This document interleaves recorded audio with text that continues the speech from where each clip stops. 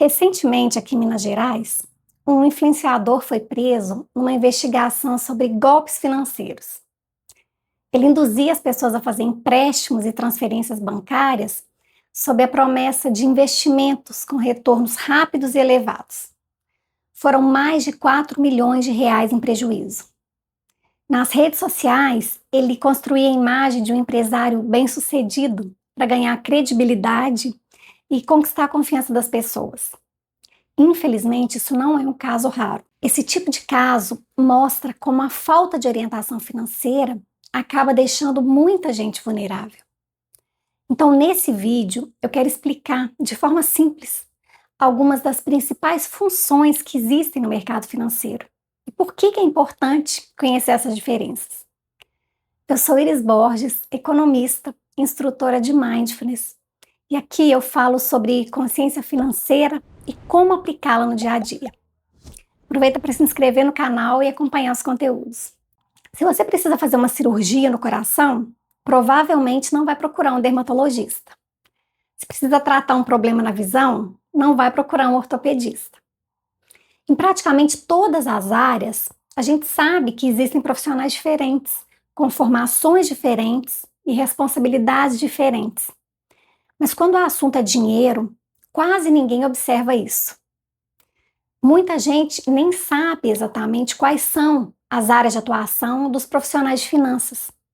E isso pode ser bem arriscado, porque quando a gente não entende qual é exatamente o papel da pessoa que está nos orientando, fica muito mais difícil avaliar as recomendações que ela faz. Então, para ajudar a esclarecer isso, eu vou explicar 4 funções bastante comuns no mercado financeiro: o planejador financeiro, o assessor de investimentos, o consultor de investimentos e o gestor de recursos.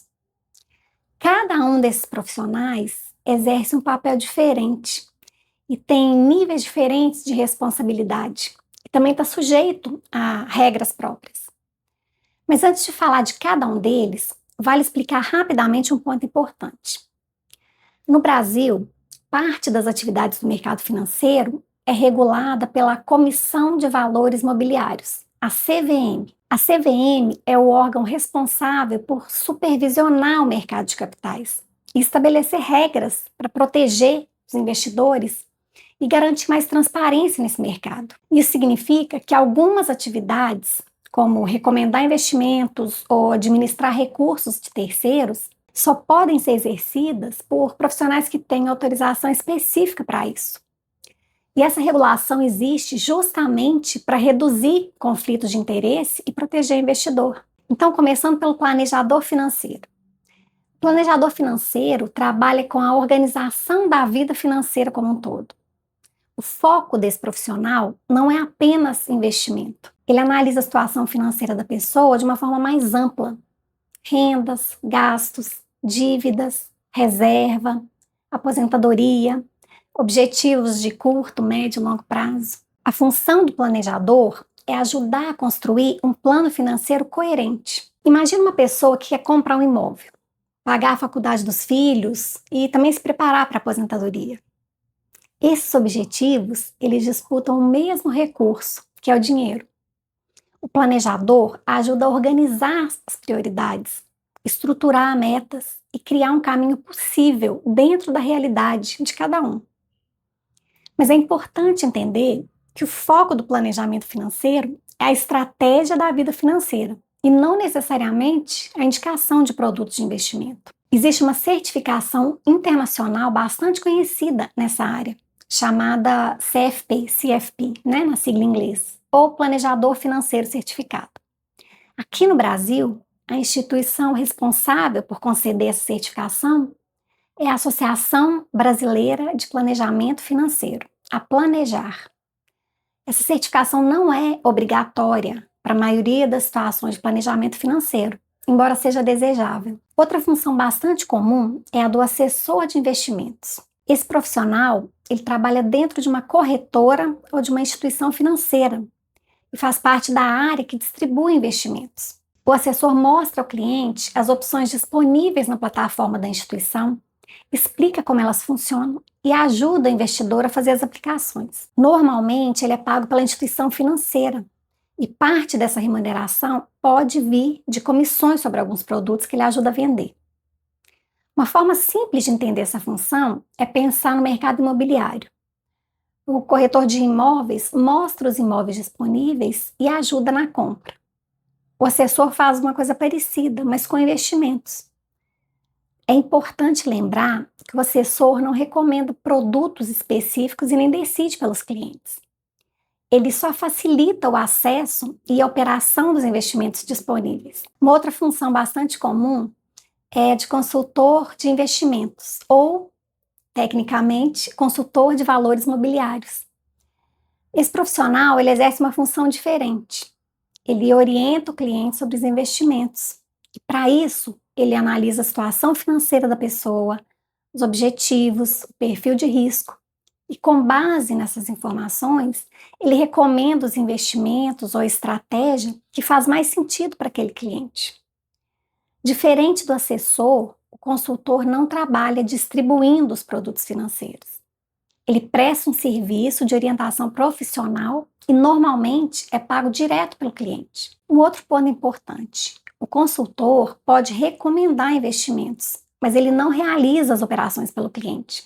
A escolha final e a execução dos investimentos são responsabilidade do próprio investidor. Tem também a situação em que o investidor delega as decisões de investimento. Nesse caso, entra o gestor de recursos. Essa atividade, tecnicamente, ela é chamada de administrador de carteiras de valores imobiliários. Esse profissional, ele recebe autorização para atuar em nome do cliente. Isso significa que ele pode escolher quais ativos comprar, quando realizar compras ou vendas e como distribuir os recursos entre as diferentes opções. O gestor, ele pode administrar carteiras individuais ou fundos de investimentos. Nesses casos, a alocação e os movimentos da carteira, elas são realizadas diretamente por ele, dentro dos limites que foram combinados com o cliente. Em geral, o gestor administra volumes maiores de recursos. Essas três últimas funções, assessor, consultor e gestor, exigem certificações ou autorizações específicas para atuar legalmente. O assessor de investimentos, ele precisa ser credenciado pela ANCORD, que é a Associação Nacional das Corretoras de Valores, porque ele trabalha dentro de uma corretora. O consultor de investimentos precisa estar registrado na CVM e ter certificação para prestar serviço de forma independente.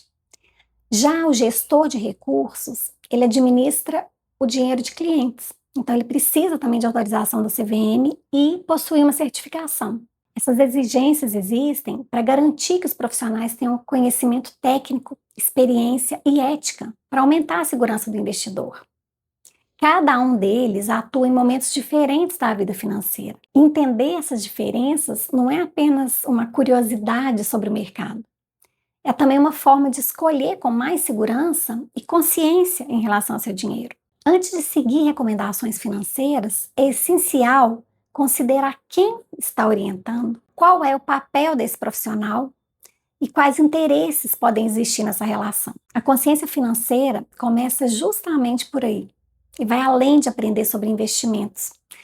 Ela envolve desenvolver clareza sobre as suas escolhas e sobre a qualidade das informações que orientam essas escolhas. Se você quer desenvolver mais consciência sobre como lidar com o dinheiro, eu escrevi um e-book chamado Respira, é só dinheiro. Nele eu explico como aplicar a consciência plena às finanças e a forma de se relacionar com o dinheiro no dia a dia. O link está na descrição. Se esse conteúdo fez sentido para você, se inscreve no canal para acompanhar os próximos vídeos. E me conta aqui nos comentários. Você já conhecia a diferença entre esses profissionais? Grande abraço e até o próximo vídeo.